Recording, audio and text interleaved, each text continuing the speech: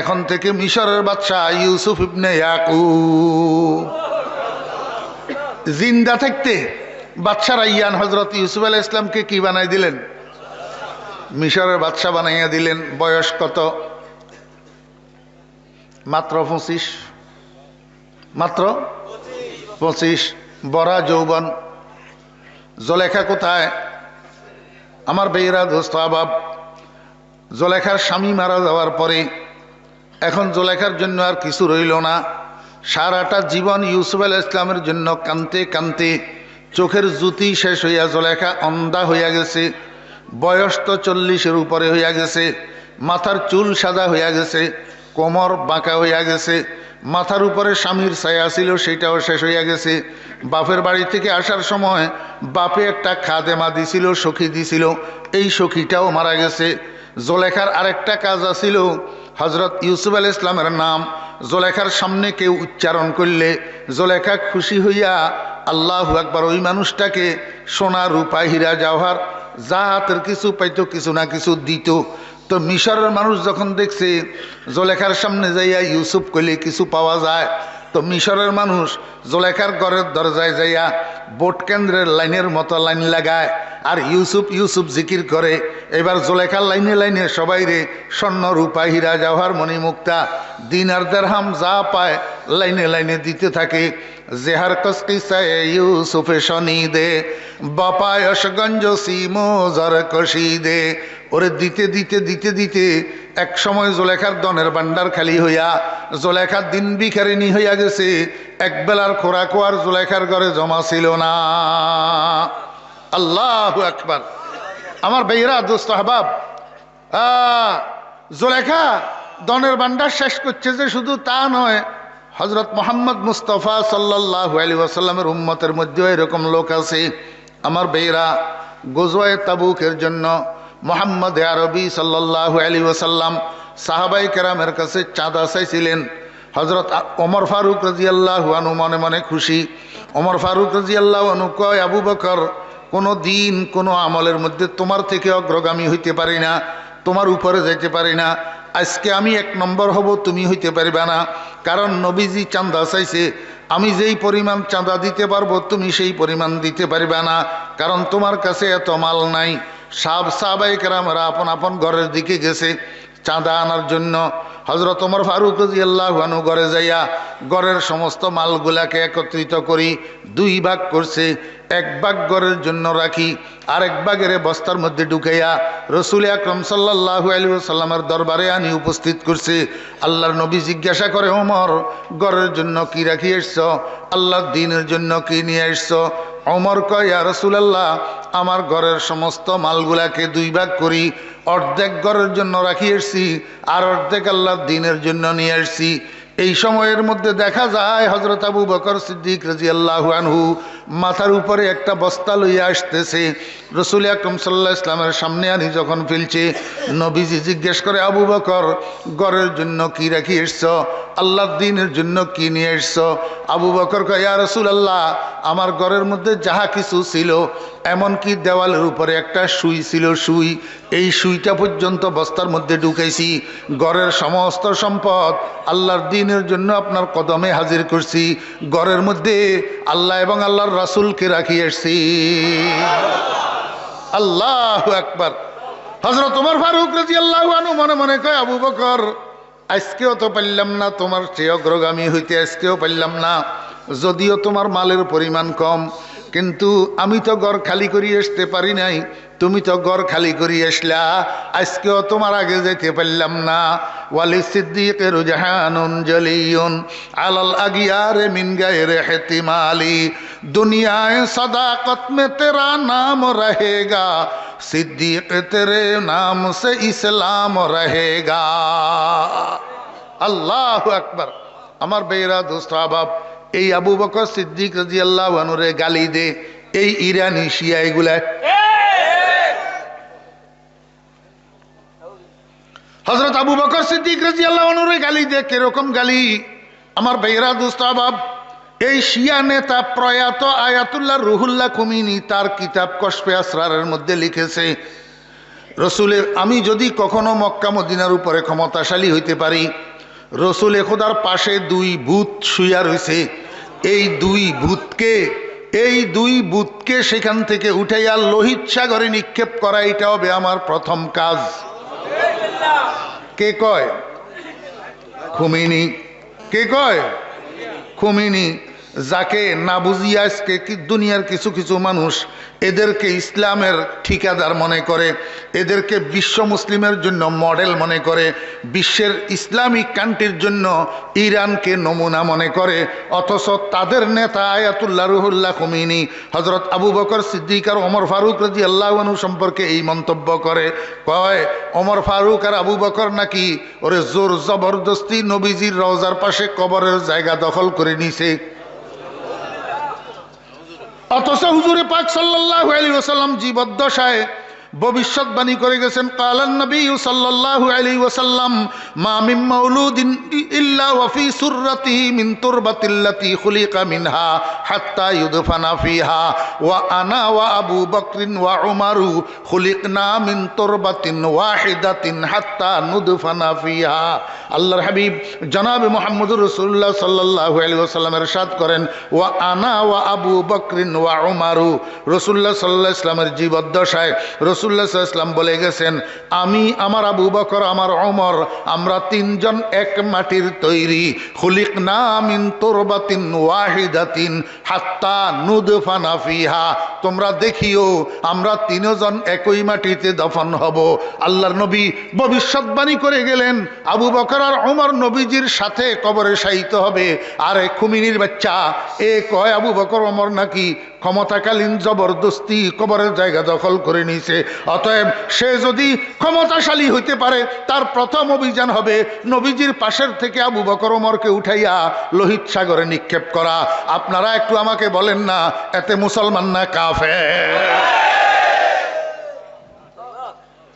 আমার ভাইরা দুস্থ ভাব, যেই খুমিনি হযরত আয়েশা সিদ্দিকা রাদিয়াল্লাহু আনহাকে লিখছে, আয়েশা সিদ্দিকা রাদিয়াল্লাহু আনহা নাকি নাউজুবিল্লাহ নকলে কুফর নাবাসত। আমার আম্মা হযরতে আয়েশা সিদ্দিকা রাদিয়াল্লাহু আনহা নাকি ফতিতা তায়েফা। এই খুমিনি লিখছে কশফে আসরারের মধ্যে। খুমিনি যদি আয়েশা সিদ্দিকাকে তায়েফার ফতিতা লিখতে পারে, এতের ঈমান কোথায়? এতে মুসলমান না কাফের? আমার ভাইরা দুস্থ বাপ, আমি আপনাদেরকে সতর্ক করব, আজকে গোটা পৃথিবীর মধ্যে ইসলামের বিরুদ্ধে যত ষড়যন্ত্র হইতেছে, এই সব ষড়যন্ত্রের মূলে কার্যকরী শিয়া। আজকে আমাদের দেশে আহলে হাদিসের যে ফিতনা, এই ফিতনার পিছনে কার্যকরী শিয়া।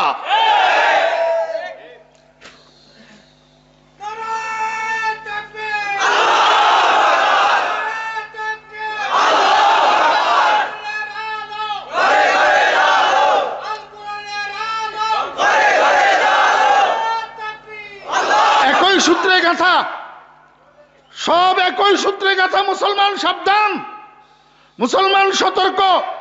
এই কাদিয়ানি ফিতনা, এই আহলে হাদিস ফিতনা, আজকে যে সমস্ত ফিতনা শুরু হয়েছে, উল্টা পাল্টা ফতোয়ার ফিতনা, এই সমস্ত ফিতনা শিয়াদের সাথে এক সূত্রে গাথা। আল্লাহু আকবার। এরপরেও আমরা কোন সময় বুঝতে চেষ্টা করি না। দোস্ত, হযরত ইউসুফ আলাইহিস সালাম মিশরের কি হলেন? বাদশা হলেন। জুলেখা কোথায়? জুলেখার তো সব শেষ, সব এখন জুলেখা সর্বস্ব হারা, সর্বস্ব ধনের ভান্ডার। তা আবু বকরের ধনের ভান্ডার ভরা না খালি? খালি না, আরো শুনেন না, সব তো শেষ। গায়ের মধ্যে একটা দামি কাপড়ের জামা ছিল। কার? আবু বকরের। একটা দামি কাপড়ের, এটারে বিক্রি করছে। বিক্রি করে টাকাগুলা রাসূল আকরাম সাল্লাল্লাহু আলাইহি ওয়াসাল্লামকে চাঁদা দিয়া দিছে। নিজে বাজারে গেছে, বাজারে যাইয়া ওই যে সালার শট আছে না, এটারে আপনাদের দেশে কি কয়? হ্যাঁ, সালার শট। এই সালার শটের জামার কাপড়ের মাফে মাফে কাটছে। কাটি শটের যে সুতাগুলো আছে না, শটের সুতা সুতলি, এগুলারে খেজুর কাঁটার পিছনে দিয়ে ছিদ্র করি সুতাইটারে ঢুকাইয়া তো নিজে নিজে সালার শর্ট দিয়া সেলাই করি করি জামা বানাইছে। কি বানাইছে? জামা। এই সালার শর্টের জামা গায়ে দিয়া মক্কা শরীফের ধনাঢ্য ব্যবসায়ী আবু কুহাফার সন্তান আবু বকর এই সালার শর্টের জামা গায়ে দিয়া মুহাম্মদুর রাসূলুল্লাহ সাল্লাল্লাহু আলাইহি ওয়াসাল্লামের দরবারে উপস্থিত। আল্লাহ পাক রব্বুল আলামিন আরশে আজিম থেকে তাকাইয়া রইছে। আল্লাহ পাক রব্বুল আলামিন জিবরাইলকে ডাক দিয়েছেন, ও জিবরাইল এদিকে আসো। আর তো আমি বরদাস্ত করতে পারতেছি না, আমার আবু বকর আমার জন্য কি না করলো সব শেষ করি, এখন তো সালার জামা গায়ে দিয়া আমার বন্ধুর দরবারে উপস্থিত হইছে। ও জিবরাইল তুমিও সালার শটের জামা গায়ে দাও। ও জিবরাইল তুমিও সালার শটের জামা গায়ে দাও। সাত আসমানের মধ্যে যত ফেরেশতা আছে সবগুলারে অর্ডার দিয়া দাও, সবে যেন আমার আবু বকরের সম্মানে সালার শটের জামা গায়ে দে। ও জিবরাইল ও হিলইয়া এই সালার শটের জামা গায়ে দিয়া আমার বন্ধুর কাছে যাইবা, আমার বন্ধুর কাছে যাইবা। আল্লাহ পাকের হুকুমে জিবরাইল আলাইহিস সালাম সালার শটের জামা গায়ে দিয়া গেছেন নবীজির কাছে। ও হিলইয়া আল্লাহর হাবিব কয়, ভাই জিবরাইল আপনি কেন সালার শটের জামা গায়ে দিলেন? জিবরাইল কয়, ইয়া রাসূলুল্লাহ শুধু আমি না, আপনার আবু বকরের কারণে আজকে সাত আসমানের সমস্ত ফেরেশতার গায়ে সালার শটের জামা। ওয়ালি সিদ্দীকের জাহানুন জালিয়ুন, ওয়ালি সিদ্দীকের জাহানুন জালিয়ুন আলাল আগিয়ার মিন গায়রি ইহতিমালি। আমার ভাইরা, কোরআন শরীফের মধ্যে কোন সাহাবীর সোহবত সাব্যস্ত নাই একমাত্র আবু বকর ছাড়া। আবু বকর যে রসুলের সাহাবী এটা কোরআনের দ্বারাই সাবেত। অতএব কোনো মানুষ যদি আবু বকরের সোহবতকে অস্বীকার করে সে ইমানদার থাকতে পারে না, কারণ এর দ্বারা কোরআন শরীফকে অস্বীকার করা হয়। সানিয়াসনাইন ইযহুমা ফিল গায়র, সানিয়াসনাইন ইযহুমা ফিল গার ইয ইয়াকুলু লিসাহিবিহি, ইয ইয়াকুলু লিসাহিবিহি। অতএব আবু বকর যে সাহেবে রসুল এটা কোরআন শরীফের দ্বারা সাব্যস্ত। যদি কেউ আবু বকরের সোহবতকে অস্বীকার করে সে কোরআনের অস্বীকারী বিদায় ঈমানের গণ্ডিভুক্ত থাকতে পারে না। যদি শুধু সোহবতকে অস্বীকার করলে বেঈমান হয়ে যায় তো আবু বকরের ঈমান অস্বীকারী কি থাকে আমাকে বলে? যে আবু বকরকে বেঈমান কয়, যে আবু বকরকে মুরতাদ কয়, কশফে আসরারের মধ্যে খুমিনি আবু বকরের মুরতাদ লিখছে। তো মুরতাদ, তা আবু বকরের যদি মুরতাদ লেখা হয়, যদি আমরা তার কথা বিশ্বাস করি তো আমাদের ঈমান থাকেনি? আমাদের ঈমান থাকবে? তো নিজের ঈমান বাঁচানোর জন্য খুমিনি রে কাফের করতে বাধ্য হইলাম না? খুমিনি রে কাফের, খুমিনির দোসররা কাফের, খুমিনির অনুসারীরা কাফের করতে বাধ্য হইলাম না? আল্লাহু আকবার। সর্বস্বহারা জুলাইখা এখন কি করে? মিশরের বাজারের মধ্যে যাইয়া ভিখারিনীর বেশে, পাগলিনীর বেশে গলিয়ে গলিয়ে ঘুরে, গলিয়ে গলিয়ে ছোট ছোট বাচ্চারা জুলাইখা পাগলি, জুলাইখা পাগলি কইয়া কইয়া জুলাইখার গায়ে ঢিল মারে। আমার আল্লাহ আরশে আজিম থেকে তাকাইয়া তাকাইয়া হাসে, ও জুলাইখা এবার বুঝো, এবার বুঝো। আল্লাহ পাক জুলাইখারে এতটুকু নিচে কেন নামাইল? জুলাইখা তো আজিজে মিশরের স্ত্রী ছিল, মহিলাদের মধ্যে মিশরের সেকেন্ড ইন পজিশন ছিল। Second in position, first in position হলো রানী, সেকেন্ড ইন পজিশন আজিজে মিশরের স্ত্রী। যেহেতু আজিজে মিশর সেকেন্ড ইন পজিশন, জুলাইখা তো তৎকালীন সময় ইউসুফ আলাইহিস চেয়ে সুন্দর কোনো পুরুষ ছিল না, আর জুলাইখার চেয়ে সুন্দরী কোনো রমণী ছিল না। জুলাইখা তো ক্ষমতার অধিকারিণী ছিল, ধনের ভান্ডারের মালিক ছিল, আজিজে মিশরের স্ত্রী ছিল।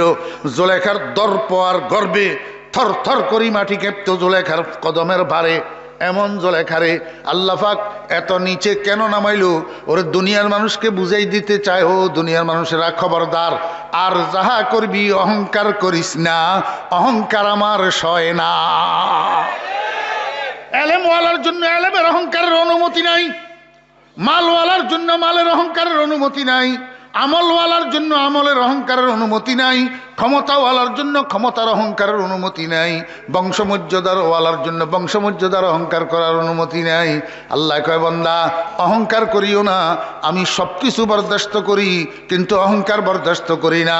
আমি মানুষের অন্যায়গুলাকে ইচ্ছা করলে মাফ করি, ইচ্ছা করলে কিয়ামতের জন্য দেরি করি, কিন্তু অহংকারীরে আমি জায়গায় জায়গায় অপদস্থ করিয়া ছাড়ি। অহংকারীরে আমি সুযোগ দিই না, আমি অহংকারীরে জায়গায় জলিল খার করিয়া দিই। ও ভাইরা দোস্ত আহবাব, এই জন্য আপনারা দেখবেন যুগে যুগে কালে কালে ক্ষমতা পাইয়া যত মানুষ অহংকার করছে, আজকে ফুলের মালা কিসমতে জুটলে 2 দিন পরে জুতার মালা কিসমতে জুটে। আজকে যারা সেলিউট মারে এমনি করি, 2 দিন পরে তারাই আবার হ্যান্ডক্যাপ লাগাইয়া রিমান্ডে নিয়ে বেতায়। আল্লাহ কয় খবরদার অহংকার করিও না, আমি সবকিছু বরদাস্ত করতে পারি, অহংকার বরদাস্ত করতে পারি না। ও দুনিয়ার মানুষেরা, জুলাইখার থেকে শিক্ষা গ্রহণ করো। এত বড় পাওয়ারফুল জুলাইখারে আমি এত নিচে কেন নামাইলাম? অহংকারের শিক্ষা দিলাম, অহংকারের শাস্তি দিলাম, আবার ঠিক করে দিব। আবার কি করে দিব? পরে ঠিক করে দিছে না, পরে আবার কি করে দিছে? ঠিক করে দিছে। কেমনে ঠিক করলো? আমার ভাইরা দোস্ত আহবাব, এখন জুলাইখা কি করছে জানেন? হযরত ইউসুফ আলাইহিস সালাম যেই রাস্তা দিয়ে আসা যাওয়া করে রাজদরবারের থেকে, ওই রাস্তার পাশে জুলাইখা ঝুপড়ি ঘর একটা বানাইছে, ঝুপড়ি ঘর। এই ঝুপড়ি ঘর, এটার মধ্যে বসি বসি রাত্র দিন 24 ঘন্টা ইউসুফ ইউসুফ ইউসুফ ইউসুফ ইউসুফ ইউসুফ জিকির করে। কি জিকির করে? ইউসুফ ইউসুফ জিকির করে। কিরে ভাই, ইউসুফ ইউসুফ জিকির করে কারণটা কি? জিয়াদে ইশক আশিক তাজগিয়াব, জিয়াদে ইশক আশিক তাজগিয়াব, যে জিক্রে উ বুলন্দ আওয়াজে গিয়াব। ও বেরা, মার কাছে সন্তানের আলোচনা মজা লাগে, সন্তানের কাছে মার আলোচনা মজা লাগে, স্ত্রীর কাছে স্বামীর স্মরণ মজা লাগে, স্বামীর কাছে স্ত্রীর স্মরণ মজা লাগে, এক বন্ধু আরেক বন্ধুর কথা বলতে শুনতে মজা পায়। আল্লাহর আশেক কতগুলা দুনিয়াতে আছে, এদের কাছে দুনিয়ার সব কিছুর থেকে আল্লাহ আল্লাহ মজা লাগে। জিয়াদে ইশকে আশিক তাজে গিয়াব, যে জিক্রে উ বুলন্দ আওয়াজে গিয়াব। জুলেখার কলিজার মধ্যে হযরত ইউসুফ আলাইহিস সালামের প্রেম আর মহব্বত ভরা। এই জন্য জুলেখার কাছে ইউসুফ ইউসুফ ইউসুফ ইউসুফ করতে জুলেখার ওরে পোড়া কলিজায় শান্তি পায়। আল্লাহু আকবার। আমাদের কলবের মধ্যে আল্লাহর মহব্বত নাই, আল্লাহর প্রেম নাই, আল্লাহর ভালোবাসা নাই, আল্লাহ পাকের ইশক ও মারফতের থেকে খালি।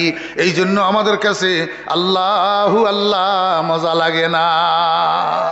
জিয়াদে ইশকে আশিক তাজে গিয়াব, যে জিক্রে উ বুলন্দ আওয়াজে গিয়াব। ও স্কুল কলেজের ছাত্র ভাইয়েরা, আমার ছোট ভাইয়েরা, রাজনীতি করো যে আমার ছোট ভাইয়েরা, আমি তোমাদেরকে একটা দিক নির্দেশনা দিই, একটা নসিহত করি। ওরে যে কোনো জিনিস প্রথমবার খাইতে মজা লাগে না, প্রথমবার খাইতে ভালো লাগে না, খাইতে খাইতে খাইতে খাইতে আস্তে আস্তে ভালো লাগে। ওরে আল্লাহর জিকির যদিও তোমাদের কাছে মজা লাগতেছে না, ওরে নিজের নফসরে কন্ট্রোল করি, একটু একটু জিকির করো না। 5 ওয়াক্ত নামাজের পরে আল্লাহু আকবার 100 বার 100 বার আল্লাহ আল্লাহ আল্লাহ আল্লাহ ইসমে জাতের জিকির করো, তাহলে দৈনিক 500 বার হবে। দৈনিক কত শতবার হবে? 500 বার হবে। মাসে 15,000 বার হবে। মাসে কয় হাজার বার? 15,000 বার হবে। ওরে এইরকম এবার 12 মাসে কয় হাজার বার হবে? এইবার 10 বছরে কয় হাজার বার হবে? আল্লাহু আকবার। তুমি আখিরাতের ধনী হইয়া যাইবা, তোমার আমল নামার মধ্যে আল্লাহর জিকিরের স্তূপ হইয়া যাবে। সাথে সাথে কি হবে? সব সময় অল্প অল্প জিকির করতে করতে দেখবা তোমার জিহ্বার মধ্যে রুচি আসি যাবে, কলবের মধ্যে রুচি আসি যাবে। এবার আল্লাহ আল্লাহ তোমার কাছে আস্তে আস্তে মজা লাগতে থাকবে। আল্লাহু আকবার। জিয়াদে ইশকে আশিক তাজে গিয়াব, যে জিক্রে উ বুলন্দ আওয়াজে গিয়াব। একদিন হযরত ইউসুফ আলাইহিস সালাম ঘোড়ার উপরে সাওয়ার হই এক জায়গায় যাইতেছে, ওই রাস্তা দিয়া। তো জুলেখার ঝুপড়ি বরাবর যখন গেছে, ওই জুলেখার ইউসুফ ইউসুফ আওয়াজ এটা আসি ইউসুফ আলাইহিস সালামের কানে ঢুকছে। হঠাৎ করে ইউসুফ আলাইহিস সালাম ঘোড়ার লাগামটারে টানি ঘোড়াটারে দাঁড় করাইছে। কিরে আওয়াজ এটা আসে কোত্থেকে? খেয়াল করি দেখে যে ঝুপড়ি থেকে বাইরে হইতেছে। ইউসুফ আলাইহিস সালাম ঘোড়ার থেকে নামছেন, ঝুপড়ির দরজায় গেছেন, যাইয়া ভিতরে তাকাইয়া দেখে বুড়ি মহিলা একটা নিচের দিকে তাকাইয়া তাকাইয়া ইউসুফ ইউসুফ ইউসুফ ইউসুফ করে। ওমা, নিচের দিকে না তাকাই কি করব, চোখে কি জুতি আসেনি? অন্ধা তো নিচের দিকে তাকাই তাকাই নিচের দিকে তাকাই তাকাই উপর হইয়া ইউসুফ ইউসুফ ইউসুফ ইউসুফ করে। হজরত ইউসুফ আলাইহিস সালাম অনেকক্ষণ পর্যন্ত দাঁড়াইয়া দেখছে, চিনার জন্য চেষ্টা করছে, কিন্তু বুড়িরে চিনতে পারে না। হজরত ইউসুফ আলাইহিস সালাম আবার ঘোড়ার পিঠে উঠি ঘোড়াটারে ঘুরাইয়া আবার গেছে রাজদরবারে।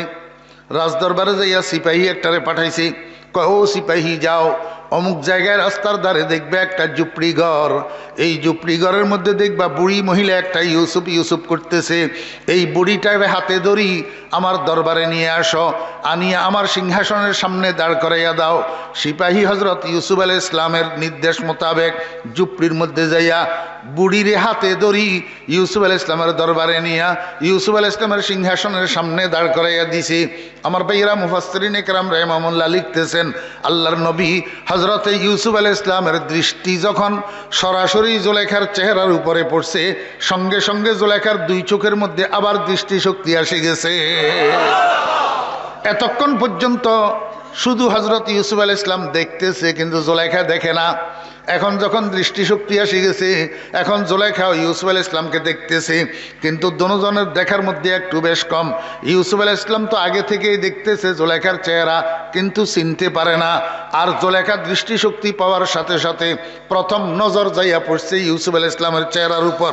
ইউসুফ আলাইহিস সালামের চেহারার দিকে তাকাইয়া জুলেখায় মনে মনে কয়, কিরে, আমি তো অন্ধা ছিলাম, আমার চোখে জুতি কোত্থেকে আসলো, এখন তো আমি দেখি। কিরে, এটাকে, এটা তো আমার বন্ধু না, তো আমার বন্ধু এখানে কোত্থেকে আসলো? এটা তো মিশরের বাদশার সিংহাসন, তাহলে কি আমার বন্ধু মনে হয় মিশরের বাদশা হইয়া গেছে। যখন জুলেখার এই অনুভূতি এসছে, আমার বন্ধু মনে হয় মিশরের বাদশা হইয়া গেছে, জুলেখার অন্তরটা খুশি হইয়া গেছে। অনিচ্ছাকৃতভাবে জুলেখার মুখে একটা মুস্কি হাসি ফুটি উঠছে। হজরত ইউসুফ আলাইহিস সালামের দিকে তাকাইয়া জুলেখা মিটমিট মিটমিট করি করি হাসে। হজরত ইউসুফ আলাইহিস সালাম এতে খুশি হইতে পারে নাই। ইউসুফ আলাইহিস সালাম আশ্চর্য বোধ করিয়া জুলেখাকে জিজ্ঞেস করে, যে বসখন্দি দনশ ইউসুফ আজবে করদ, যে বসখন্দি দনশ ইউসুফ আজবে করদ, আজু নামো নিশানে ওয়ে তলবে করদ। হজরত ইউসুফ আলাইহিস সালাম কয়, ও বুড়ি, কে তুমি? কি তোমার নাম? কি তোমার পরিচয়? কি তোমার ঠিকানা? তোমার চিনি না, জানি না, শুনি না, তুমি আমার দিকে তাকাইয়া এমন করি হাসলা কেন? আগে নাম ঠিকানা পরিচয়টা বলো না। আমার তো আশ্চর্য লাগতেছে, অচেনা মানুষ, তুমি আমার দিকে তাকাইয়া এইভাবে হাসলা কেন? আচ্ছা আমাকে বলেন তো, জুলেখা, আমি জুলেখা এই কথাটা বললে ইউসুফ আলাইহিস সালাম চিনে ফেলতো না? কিন্তু জুলেখা তো সোজা কথাটা কয় নাই। জুলেখা অনেক দূরে দিয়ে ঘুরাইয়া ইউসুফ আলাইহিস সালামের খোঁটা মোটা দিয়া তো এবারে পরিচয় দিতেছে, তারপরেও নাম কয় না। কি কয়? বগফতানম কে চোরো এ তুদিদম, তোরা আজ জুমলা আলম বর গুজিদম, জওয়ানি দর গমত বরবাদ করদম, বদি পীরি কে মি বিনি ফতাদম, গরফতি শাহেদে দৌলত দরা গোশ, মোরা একবার গি কর দি ফরামোশ। ও বন্ধু, আমি তোমার দিকে তাকাইয়া হাসলাম কেন? তোমার কাছে আশ্চর্য লাগতেছে, তার চেয়ে বেশি আশ্চর্য লাগতেছে আমার কাছে। আমি তো ওই মহিলা, যেই মহিলার জীবন যৌবন সব কিছু তোমার জন্য শেষ করে ফেলল। তোমাকে স্বপ্নে দেখি তোমার রূপে পাগল হইয়া, মা বাপ ছাড়ি, বাড়িঘর ছাড়ি, আত্মীয় স্বজন ছাড়ি, ধন সম্পদ ছাড়ি মিশর আসলাম তোমাকে পাওয়ার জন্য। তোমাকে পাওয়ার উসিলা স্বরূপ একটা স্বামীকে বিয়ে করলাম। ওই স্বামীকে বাসর ঘরে যাইয়া পাইলাম অকৃতকার্য। এই পুরুষত্ব শূন্য স্বামী লইয়া জীবনটা কাটাইলাম। আমার রূপ যৌবন তো দুই পয়সার কাজেও আসে নাই। তোমার নামে সৎকা করিয়া করিয়া ধনের ভান্ডার খালি করলাম, ভিখারিনীতে পরিণত হইলাম। তোমার জন্য কাঁদিয়া কাঁদিয়া অন্ধা হইলাম। তোমার প্রেমে আসক্ত হইয়া মিশরের মহিলা সমাজের কাছে কুটুক্তির পাত্রী হইলাম, ক্রিটিসাইজের পাত্রী হইলাম। অবন্ধু, আজকের এই বার্ধক্যে উপনীত হইলাম তোমার কারণে। আমার তো আশ্চর্য লাগতেছে, তুমি কিনা সামান্য মিশরের বাদশাহী একটু কোলে পাইয়া আমার মতো দয়ালু মহিলাটারে কেমনে ভুলিয়া গেলা। গ্রেফতি শাহেদে দৌলত দরা গোশ, মোরা একবার গি কর দি ফরামোশ। আমার আল্লাহ কো, দুনিয়ার মানুষেরা, জুলেখাও আমার সৃষ্টি, ইউসুফও আমার সৃষ্টি, এরা তো কেউ কাউরে বানায় নাই। দ্বিতীয় কথা হইল জুলেখা যা কিছু করছে নিজের একতরফা প্রেমকে সফল করার জন্য করছে। এটা তো ওয়ান সাইড অ্যাফেয়ার, এখানে আমার ইউসুফের তো কোনো ভূমিকা ছিল না। তারপরেও যদি জুলেখা আমার ইউসুফকে এরকম খোঁটা দিয়া বলতে পারে, মিশরের বাদশাহীটা কোলে পাইয়া আমার মতো দয়ালু মহিলাটাকে কেমনে ভুলিয়া গেলা? ও বান্দা, তোদেরকে আমি একটু জিজ্ঞেস করতে পারি না? ইয়া আইয়ুহাল ইনসান মা গাররাকা বিরাব্বিকাল কারীম আল্লাযী খালাকাকা ফাসাওয়াকা ফাআদালাকা ফি আইয়ি সূরাতিম মা শাআ রাক্কাবাক। আল্লাহ কয়, বান্দা তোরে বানাইছে কে? তোর চোখ বানাইছে কে? তোর কান বানাইছে কে? তোর নাক বানাইছে কে? তোর ঠোঁট বানাইছে কে? তোর জিহ্বা বানাইছে কে? তোর ব্রেন বানাইছে কে? তোর হাত বানাইছে কে? তোর হাতের আঙ্গুলগুলা কে বানাইছে? এই এক একটা আঙ্গুলের এক একটা সাইজ, এক একটা আঙ্গুলের এক একটা সাইজ। দুইটা আঙ্গুল সমান নাই, একটা আঙ্গুলের সাথে আর একটা আঙ্গুলের সাইজ সমান নাই। আল্লাহ পাক রব্বুল আলামিন কয়, বান্দা দুনিয়ায় নিয়ে গবেষণা করতে পারস, অ্যাটম বোম বানাইতে পারস, রকেট বানাইতে পারস, বেলুন বানাইতে পারস, কম্পিউটার বানাইতে পারস, রোবট বানাইতে পারস, শুধু এইটা নিয়ে গবেষণা করতে পারস না। আমি যে এমন একটা সাইজ বানালাম তোর আঙ্গুলগুলার, এক একটার সাথে এক একটা সাইজ সমান না, কিন্তু খানার প্লেটের মধ্যে ভাতের লোকমা গ্রহণ করার জন্য যখন আঙ্গুলগুলারে উপর করবি সবগুলা সাইজ সমান, সবগুলা সাইজ সমান। ও বান্দা, আগে থেকে আমি যদি সবগুলারে সমান বানাইতাম, তুই ভাতের লোকমা লওয়ার জন্য আঙ্গুল যখন প্লেটের উপরে রাখতি, তখন একটা লম্বা একটা খাটো হইয়া থাকতো, ছিদ্র দিয়ে ভাত বাইর হয়ে যেত, তুই ভাতের লোকমা গ্রহণ করতে পারতি না। আমি এমন সাইজে বানাইছি ওরে দরকারের সময় সবগুলা সাইজ সমান হইয়া যায়। সুরতে নকশায় এলাহি খুদ তুই, আরেফে আশিয়া কামাহি খুদ তুই। ও বান্দা, সব রিচার্জ করতে পারস, এইটা কেন পারস না? আমি তোর আঙ্গুল ফাঁসটা ফাঁসটা কেন দিলাম? ও বান্দা, ফাঁসটা ফাঁসটা আঙ্গুল কেন দিলাম? তুই দেখ, গবেষণা করি। আল্লাহু আকবার। এটা আলিফ, এটা প্রথম লাম, এটা দ্বিতীয় লাম, এই দুইটারে একসাথ করলে গোলহা। এটা আলিফ, এটা প্রথম লাম, এটা দ্বিতীয় লাম, এই দুইটারে একসাথ করলে গোলহা। আল্লাহু আল্লাহ, আল্লাহু আল্লাহ। আমি তোর দুই হাতের পাঞ্জার মধ্যে ওরে ডবল অক্ষরে আমার ইসমে জাত লিখিয়া রাখছি, কারণ তুই যত আকাম কুকাম করবি সব তো এই হাত দিয়া করবি। হাতের দিকে নজর পড়লে আমি আল্লাহর নামটা যেন তো চোখে পড়ে। ওয়াফি আনফুসিকুম আফালা তুবসিরুন। আল্লাহ কয়, বান্দা মায়ের পেটের থেকে কবর পর্যন্ত, মায়ের পেটের থেকে কবর পর্যন্ত, মাথার তালু থেকে পায়ের তালু পর্যন্ত আমার এহসান ছাড়া, আমার দয়া ছাড়া, আমার নেয়ামত ছাড়া তোর কাছে আর আছে কি? ওরে সামান্য জায়গা জমিন কোলে পাইয়া, স্ত্রী পুত্র কোলে পাইয়া, গাড়ি বাড়ি কোলে পাইয়া, দুনিয়াদারি কোলে পাইয়া আমার মতো দয়ালু খোদাটারে কেমনে ভুলিয়া গেলি? কিসে তোকে ধোঁকা দিয়া বুলাইয়া দিল? ইয়া আইয়ুহাল ইনসান মা গাররাকা বিরাব্বিকাল কারীম। ও বান্দা, ও যুবকেরা, তরুণেরা, ও স্কুল কলেজের ছাত্ররা, ও বিএনপি আওয়ামী লীগের কর্মীরা, নানার বাড়িতে যাইতে পারো, খালার বাড়িতে যাইতে পারো, মামার বাড়িতে যাইতে পারো, তোর ব্যবসা প্রতিষ্ঠানে যাইতে পারস, তোর রাজনীতির অফিসে যাইতে পারস। ওরে তোরে বানোই না, তোরে সৃষ্টি করনেওয়ালার বাড়ির দরজায় কেন তোর কদম পড়ে না? আল্লাহর ঘরের দরজায় কেন তোর কদম পড়ে না? তুই সব জায়গা চিনস, মসজিদের বিটি কেন চিনস না? ইয়া আইয়ুহাল ইনসান মা গাররাকা বিরাব্বিকাল কারীম। কোন সে বস্তু তোরে ধোঁকা দিয়া তোর এমন দয়ালু প্রভুটাকে বুলাইয়া দিল? গ্যারেপ্তি শাহেদে দৌলত দরাগোশ, মোরা একবার এগি কর দি ফরামোশ। আল্লাহু আকবার। জানা জানে ইন্না লিল্লাহি ওয়া ইন্না ইলাইহি রাজিউন। হ্যাঁ,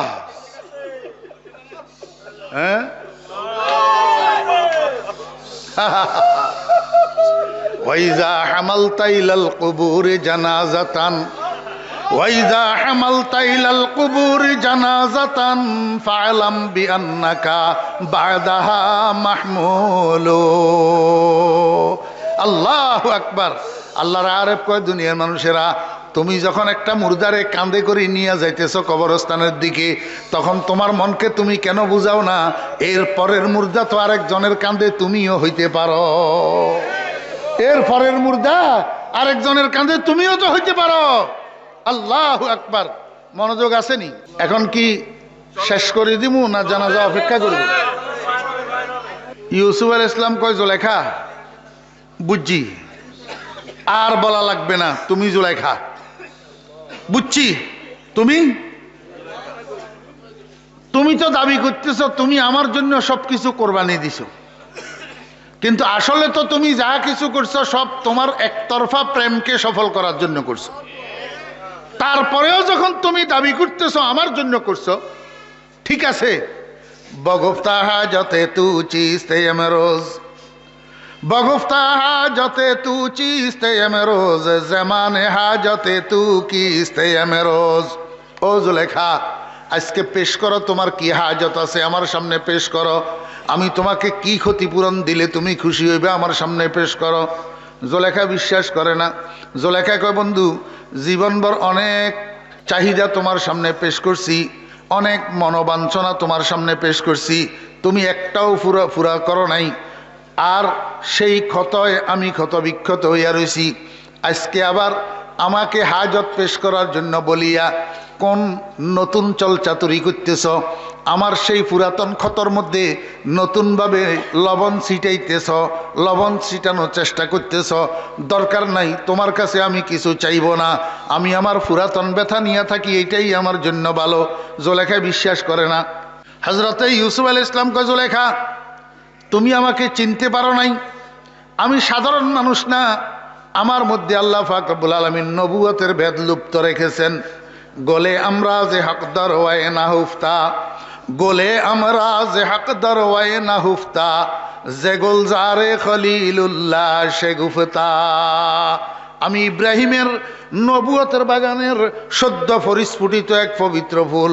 আমার আব্বাও নবী, আমার দাদাও নবী, আমার পরদাদা ইব্রাহিমও নবী। আমার গোটা নবুয়তের বংশের কসম করে তোমাকে আশ্বস্ত করতেছি, কসম গুফতা ব আর কানে নবুয়ত ব আম এমারে আর কানে ফতুয়ত বহার হাজত কে এমেরোজ আজ তুদানম রাওয়াস আজম বজুদে গর তাওয়ানম। ও জুলেখা, আমি আমার নবুয়তের বংশের কসম করে তোমাকে আশ্বাস দিলাম, আজকে তুমি আমার সামনে যত হাজত পেশ করবা, যত চাহিদা পেশ করবা, যত মনস্কামনা পেশ করবা, যত তাড়াতাড়ি, যত দ্রুত সম্ভব আমি তোমার চাহিদা পূরণ করে দেওয়ার জন্য চেষ্টা করব। বহার হাজতকে রোজ তুদানম রাওয়াস আজম বজুদে গর তাওয়ানম। মনোযোগ আসেনি? জুলেখা নিচের দিকে তাকাইয়া তাকাইয়া কয়, জুলেখা নিচের দিকে তাকাইয়া তাকাইয়া মনে মনে কয়, বন্ধু আজকে যখন কসম করছে তাহলে মনে হয় কিছু পাওয়া যাবে, কিন্তু বন্ধুর কাছে আমি এখন নিজেকে কেমনে পেশ করি, বন্ধুর কাছে বন্ধুকে কেমনে চাই? আমি তো আনফিট, বয়স 40-এর উপরে, মাথার চুল সাদা, কোমর বাঁকা, না আছে রূপ না আছে যৌবন। বন্ধু এখন বড়া যৌবনের অধিকারী, বন্ধু এখন মিশরের বাদশাহ। আমি বন্ধুর কাছে কেমনে নিজেকে পেশ করতাম? জুলেখা বুদ্ধি করছে, কয় একটা কাজ করি, আগেরটা আগে চাইয়া দেখি, যদি আগেরটা পাওয়া যায় তাহলে পরেরটাও পাওয়া যাবে। জুলেখা বুদ্ধি করি বলে, কি বলে? বগুফতাওয়াল জামালাস্ত জাওয়ানি বাগুনা কে তু দিদি ওয়াদানি। অবন্ধু, কোনো ক্ষতিপূরণ যদি তুমি আমাকে দিতে চাও তো মিশরের বাজার থেকে আমার স্বামী সহ যেদিন তোমাকে খরিদ করছিলাম সেই দিন আমার এই দেহের মধ্যে যেই যৌবনটা ছিল আর যেই রূপটা ছিল, আমার সেই যৌবন আর রূপটা আমাকে একটু ফেরত দিয়া দাও। বগুফতাওয়াল জামাল আস্ত জাওয়ানি বাগুনা কে তু দিদি ওয়াদানি। মিশরের রাজ দরবারে জ্যোতিষী কতগুলা ছিল, জ্যোতিষী কাহেন, এগুলা বদমাশ ছিল, এগুলা হযরত ইব্রাহিম আলাইহিস সালামের দ্বীনের মুনকার ছিল। কালিমার মুনকার ছিল, ইউসুফ আলাইহিস ইসলামের দাওয়াতের মুনকার ছিল। এরা ইউসুফ আলাইহিস ইসলামকে নবী বিশ্বাস করতো না। আমার ভাইরা দোস্ত আবাব, এখন সুযোগ পাইছে। এখন জুলেখা যখন ইউসুফ আলাইহিস ইসলামের কাছে রূপ আর যৌবন ফেরত চায়, এখন এই জ্যোতিষী এগুলো আসি হযরত ইউসুফ আলাইহিস ইসলামকে চ্যালেঞ্জ করি বসছে। কয় ইউসুফ তুমি না বলে নবী? কয় আবার শিওর আমি নবী, যে এর মধ্যে কোনো সন্দেহ আছে নাকি? কয় তুমি যদি সত্যি নবী হইয়া থাকো তো জুলেখার যৌবন আর রূপ ফিরাইয়া দাও। যদি ফিরাই দিতে না পারো তাহলে তোমার এতদিনের দাবি সব মিথ্যা প্রমাণিত হবে। জ্যোতিষীর বাচ্চারা মনে করছে যৌবন আর রূপ একবার চলে গেলে এটা বন্যার পানির মতো, সাগরের থেকে ফেরত যেমন আনা যায় না, যৌবন আর রূপ একবার চলে গেলে এটা ফেরত আনা যায় না। জুলেখার দাদাই, ইউসুফের দাদাইও আনতে পারবে না। জ্যোতিষীরা এই জন্য চ্যালেঞ্জ করে বসছে হজরত ইউসুফ আলাইহিস ইসলামকে নাকাম করার জন্য। আল্লাহর নবী হজরত ইউসুফ আলাইহিস ইসলাম কিছুক্ষণ খামুশ, কিছুক্ষণ নজর বর গাইবে বুদাশ ইন্তজারে, নজর বর গাইবে বুদাশ ইন্তজারে, জবাবে উ না নাই গুফতো না রে। ওই টেলিফোনের লাইনের কানেকশন আরশের সাথে লাগাইয়া বসে রয়েছে। দেখা যায় সেদিক থেকে কি গ্রিন সিগন্যাল না রেড সিগন্যাল, দেখে যে না গ্রিন সিগন্যাল। এবার জুলেখারে ডাকছে, কয় জুলেখা এদিকে আসো। স্টেজে ডাকিয়ে আনি, সিংহাসনের ফাঁসে দিয়ে জুলেখারে বসাইছে। বসাই কাঁধের উপরে হজরত ইউসুফ আলাইহিস ইসলামের একটা বড় চাদর আছিল। চাদর ইটারে লইয়া জুলেখার মাথার উপরে দিয়া আপাদমস্তক জুলেখাকে ডেকে দিছে। ডেকে দিয়া এইবার হজরত ইউসুফ আলাইহিস ইসলাম হাত দুইখানা উপরের দিকে উঠাইছে। কার দরবারে? আরে আল্লাহর দরবারে, দাতার দরবারে। কার দরবারে? ও দোস্ত বাপ, দাতা আল্লাহ না গাউসুল আজম? দাতা আল্লাহ নি না গাউসুল আজম? তাহলে ইয়া আল্লাহ এইটা না বলা হবে, ইয়া গাউসুল আজম বলা হয় কেন? আমার ভাইরা দোস্ত বাপ, কোন নবী রসুলের কাছেও দেওয়ার ক্ষমতা নাই, দেওয়ার ক্ষমতা আল্লাহর। এই জন্য হজরতে ইউসুফ আলাইহিস ইসলাম কি করছে? হাত দুইখানা উপরের দিকে উঠেছে। বিট বিট বিট বিট বিট বিট ঠোঁট দুইটা নড়ে। কি জন্য?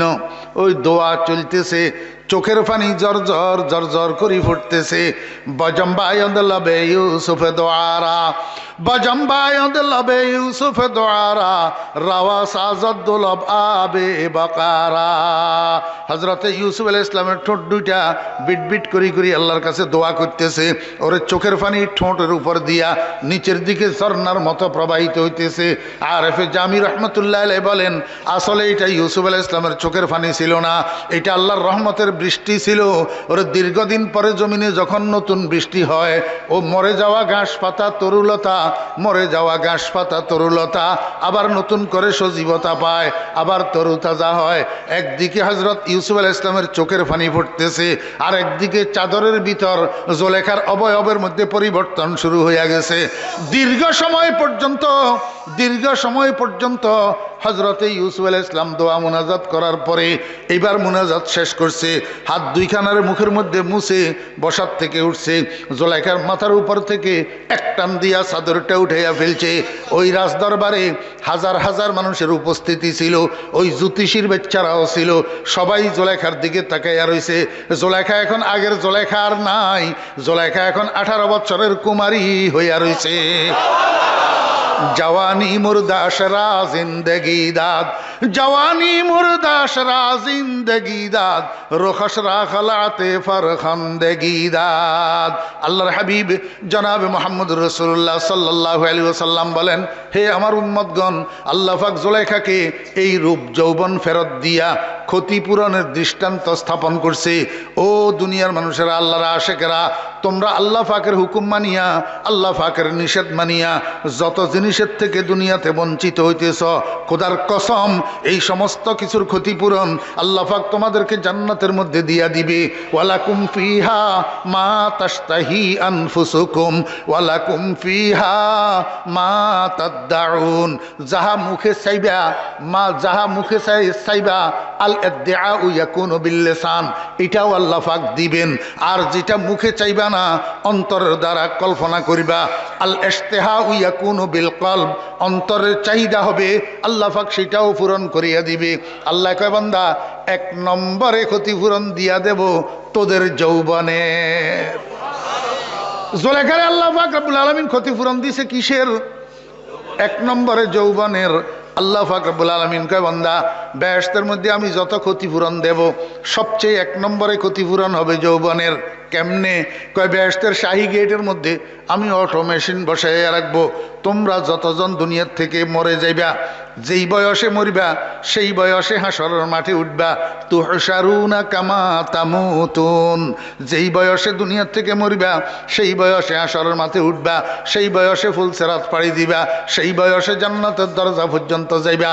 কিন্তু জান্নাতের গেটটা অতিক্রম করি ভিতরে ঢুকার সময় অটো স্ক্যানিং মেশিনের মতো স্ক্যানিং হইয়া ওরে 90 বছরের বুড়া 33 বছরের যুবক হইয়া যাইবা, ওরে 80 বছরের বুড়ি 18 বছরের যুবতী হইয়া যাইবা বেহেশতে ঢুকার সময়। দুনিয়ার যৌবন আর বেহেশতের যৌবনের মধ্যে বেশ কম কি? কয় দুনিয়ার যৌবনটা তো কচু পাতার পানির মতো। কিসের মতো? फूल बनने की खुशी से मुस्कुराती है कली, फूल बनने की खुशी से मुस्कुराती है कली, दर हकीकत ये तगय्युर मौत का पैगाम है। ও যুবকেরা, যৌবন এটারে এত খুশির জিনিস মনে করিও না। কচু পাতার পানির ভরসা আছে, তোমার যৌবনের ভরসা নাই। আজকে 33, 2 দিন পরে 35, 2 দিন পরে 40, 3 দিন পরে 55, আর 2 দিন পরে 60, দেখবা যৌবন নাই। মাথার চুল সাদা, মুখের দাড়ি সাদা। ওরে ফরিদুদ্দিনও তো তোমাদের মতো একদিন এগুলা কালো ছিল, ফরিদুদ্দিনও তো তোমাদের মতো যুবক ছিল। আজকে যৌবন এটা কোথায় গেছে? তোমার যৌবনও একদিন এরকম থাকবে না। ওরে দুনিয়ার যৌবন থাকে না। বাকাইতু আলা শাবাবিন কাদ তাওয়াল্লা, বাকাইতু আলা শাবাবিন কাদ তাওয়াল্লা, ফায়া লাইতা শাবাবা লানা ইয়াউদু, ওয়ালাউ আন্না শাবাবা ইউবাউ বাইআন লা আতাইতুল বাইআ মা ইউরিদু। যদি যৌবন দুনিয়ার কোনো হকার, দুনিয়ার কোনো ফেরিওয়ালা যদি বিক্রি করতে পারত, তাহলে আমি ফরিদুদ্দিন আমার হকার রে, আমার ফেরিওয়ালা রে, আমার স্থাবর অস্থাবর সব কিছু দিয়া আমার যৌবনটা ফিরে লওয়ার চেষ্টা করতাম। কিন্তু কান্দিয়া মরি, আমার সেই যৌবন তো আর কেউ ফেরত দিতে পারবে না। কিন্তু জান্নাতের যৌবন দুনিয়ার যৌবনের মতো না। হাজার হাজার বছর, লক্ষ লক্ষ বছর, কোটি কোটি বছর, অনাদি অনন্তকাল জান্নাতের হায়াত। এই অনাদি অনন্তকাল তুমি 33 হই থাকবা, যুবক যুবকই থাকবা, কোনোদিন তোমার বয়স 34 হবে না। তুমি 18 হই থাকবা, যুবতী যুবতীই থাকবা, কোনোদিন তোমার বয়স 20 হবে না। ওয়ালাকুম ফিহা মা তাশতাহি আনফুসুকুম ওয়ালাকুম ফিহা মা তাদউন। একটা একটা করি এই ক্ষতিপূরণের দৃষ্টান্ত যদি আমি আপনাদেরকে দিই তো আরো 2-4 ঘন্টা বললেও ক্ষতিপূরণ শেষ। শুধু একটা ক্ষতিপূরণের কথা বলি। আমার ভাইরা, দোস্ত আহবাব, আল্লাহ পাক জান্নাতের মধ্যে মানুষকে যত ক্ষতিপূরণ দিবেন তন্মধ্যে সর্বশ্রেষ্ঠ ক্ষতিপূরণ কোনটা জানেননি? কালান নবী সাল্লাল্লাহু আলাইহি ওয়াসাল্লাম সাতারাউনা রাব্বাকুম কামা তারাউনা হাযাল কমর ফি লাইলাতি কামালি ওয়া ফি রিওয়ায়াতিন ফি লাইলাতিল বদর আও কামা ক্বালান নবী আলাইহিস সালাতু ওয়াস সালাম। সাহাবী জিজ্ঞেস করেন, ইয়া রাসূলুল্লাহ, দুনিয়ার মধ্যে তো আমরা আমাদের মাশউককে না দেখিয়া ঈমান আনলাম, মাশউককে না দেখিয়া বিশ্বাস করলাম, মাশউককে না দেখিয়া সিজদা করলাম, মাশউককে না দেখিয়া রুকু করলাম, মাশউককে না দেখিয়া দান সদকা করলাম, মাশউককে না দেখিয়া রোজা রাখলাম, সব কিছু না দেখিয়া করলাম। ইয়া রাসূলুল্লাহ, আমাদের মাশউককে আমরা কোনো দিন বুঝি দেখব না। খাহেশে ওয়াসলে জুদা লজ্জতে দিদার জুদা, খাহেশে ওয়াসলে জুদা লজ্জতে দিদার জুদা, কুচায়ে হুসনে জুদা ইশকে কি বাজার জুদা, কুচায়ে হুসনে জুদা ইশকে কি বাজার জুদা। আমাদের কাছে নাই এই জন্য আমরা বুঝি না। ও ভাইয়েরা, বিদেশ গেছে যে ছেলে 2-3 বছর হয়েছে, মারে জিজ্ঞাসা করো মার কলিজায় কেমন করে ছেলের চেহারা দেখার জন্য। আল্লাহু আকবার। বিদেশ গেছে যে স্বামী 2-3 বছর হয়েছে, ওই স্বামীরে জিজ্ঞেস করো তার কলিজায় কেমন করে নতুন বউ রাখি গেছে যে সেটারে দেখার জন্য। ওরে আল্লাহর আশেক কতগুলা দুনিয়াতে আছে, চরমনার পীর সাহেব দামত বরকাতুহু মেরে জিজ্ঞেস করো আল্লাহরে দেখার জন্য তার কলিজায় কেমন করে। আজমে দিদারে তুদারম জানে বরলব আমদা, আজমে দিদারে তুদারম জানে বরলব আমদা, বাজ গর্দদে ইয়া বরায়দ চিস্তে ফরমানে সুমা। আল্লাহর আশেকেরা কতগুলা রাত্র দিন 24 ঘন্টা আল্লাহর দিদারের পাগল হইয়া রইছে। রাসূল আকরাম সাল্লাল্লাহু আলাইহি ওয়াসাল্লাম কয়, সাতারাউনা রব্বাকুম কামা তারাউনা হাযাল কামার ফি লাইলাতে কামালি। ও আমার সাহাবী, তোমরা দুনিয়ার মধ্যে পরিষ্কার আকাশে পূর্ণিমার চাঁদটাকে যেরকম দেখতে পাও, ওরে জান্নাতের মাকাদে সিদকের মধ্যে তোমাদের রবকে এরকম পরিষ্কার দেখতে পাইবা। ইন্নাল মুত্তাকিনা ফি জান্নাতি ওয়া নাহার ফি মাকাদে সিদকিন ইনদা মালিকিম মুকতাদির। আল্লাহু আকবার। কিভাবে দোস্তরে কোথায় দেখব, কিভাবে দেখব, কতক্ষণ দেখব? আল্লাহু আকবার। এই বিস্তারিত বয়ান করতে গেলে সময়ের দরকার, আজকে আর হবে না। ও দোস্ত আবাবেরা, আল্লাহ পাকের দিদার আমরা সবাই চাই কিনা?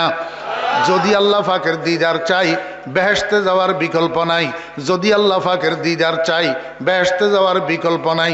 বেহেশতে যদি যাইতে চাই, 5 ওয়াক্ত নামাজের বিকল্প নাই। আমার যুবক ভাইরা, তরুণ ভাইরা, ও পর্দার আড়ালের মা বোনেরা, নামাজকে ওভারটেক করিয়া, নামাজকে বাদ দিয়া কোনাকুনি শর্টকাট কোনো রাস্তা জান্নাতে যাওয়ার নাই। যদি কেউ এরকম বলে জান্নাতে যাইতে হইলে আল্লাহু আকবার ফিরে টানিয়া নিয়া নিবে, নামাজের দরকার নাই, তো মনে করবেন সে ফির না বন্ড প্রতারক। ও দোস্ত, নামাজ ছাড়া বেহেশতে যাওয়ার কোনো সুযোগ নাই। এই জন্য এতদিন বুঝি নাই, এই জন্য 5 ওয়াক্ত নামাজ পড়ি নাই। আজকের মাহফিলে যখন বুঝে আসছে, আজকের এই মাহফিল থেকে তওবা করে ওয়াদা করে আল্লাহ পাকের সাথে প্রতিজ্ঞাবদ্ধ হইয়া যাই, আল্লাহ এতদিন বুঝি নাই, এই জন্য 5 ওয়াক্ত নামাজ পড়ি নাই। আয় আল্লাহ, আজকে বুঝে আসছে, ওয়াদা করলাম, আয় আল্লাহ ওয়াদা করলাম, এখন থেকে মৃত্যু পর্যন্ত আর 5 ওয়াক্ত নামাজ কোনো দিন ছাড়ব না। তৈয়ার আছেননি সবাই? আল্লাহ কবুল ফরমান, আল্লাহ কবুল ফরমান। ও দোস্ত, এখন মুসলমানের ছেলে কতগুলা আছে, মোবাইলের মধ্যে বাংলা হিন্দি ছায়াছবির গান ঢুকাই, রাত্র দিন 24 ঘন্টা বাংলা হিন্দি ছায়াছবির গান শুনে আর গান গায়। ওরে কোরআন শরীফের তেলাওয়াত শুনে না, আল্লাহ জিকির তাদের মুখ থেকে বাইর হয় না। কারণটা কি? রুচি নষ্ট হইয়া গেছে। জিকির মজা লাগে না, কোরআন তেলাওয়াতের আওয়াজ মজা লাগে না, গান বাজনার আওয়াজ মজা লাগে। আল্লাহু আকবার। ও ভাইরা, মানুষের যখন রুচি নষ্ট হইয়া যায়, খানা রুচি লাগে না, তখন ডাক্তারের কাছে যায়, যাইয়া কয়, ডাক্তার সাহেব আমার রুচি নষ্ট হইয়া গেছে, খাওয়া দাওয়া আমার কাছে ভালো লাগে না, আমাকে একটু রুচিবর্ধন ওষুধ দান করেন, মেডিসিন দান করেন, যাতে আমার রুচি বাড়ে। তাহলে বোঝা গেল দেহের খোরাকের রুচি যদি নষ্ট হইয়া যায়, ডাক্তারের কাছে যাওয়া লাগে, ডাক্তারে মেডিসিন দিলে আবার রুচি বাড়ে, খাওয়া দাওয়া খাওয়া যায়। ওরে কলবের রুচি যখন মানুষ নষ্ট হইয়া যায়, তখন কলবের রুচি বাড়ানোর জন্য ডাক্তারের কাছে যাওয়া লাগে। এই ডাক্তারের নাম মুর্শেদ। এই ডাক্তারের নাম কি? মুর্শেদ। মুর্শেদের কাছে যাইয়া মুর্শেদের থেকে বাতিনি সবক নিতে হবে, বাতিনি মেডিসিন নিতে হবে। এই মেডিসিন সেবন করতে করতে করতে করতে আস্তে আস্তে কলবের রুচি ফিরিয়ে আসবে। কলবের রুচি যখন ফিরিয়ে আসবে, তখন আল্লাহ আল্লাহর জিকির তখন মজা লাগবে। अल्लाह अल्लाह का मज़ा मुर्शद के मैखाने में है, दोनों आलम की हकीकत उनके पैमाने में है। फिर লাগে যে কি জন্য? ওই কলবের রুচি ঠিক করার জন্য। কলবের কি ঠিক করার জন্য? রুচি ঠিক করার জন্য। ও ভাইরা, এক যে দিলের থেকে বাইরে হয়ে গেছে, এক এইটাকে দিলের মধ্যে আবার ঢুকাইতে হবে। তো কেমনে ঢুকাবো? আপনাদের দেশে টিনের ঘর আছে নি? টিনের ঘর, টিনের ঘরের চালের উপরে বৃষ্টির পানি পড়লে এগুলা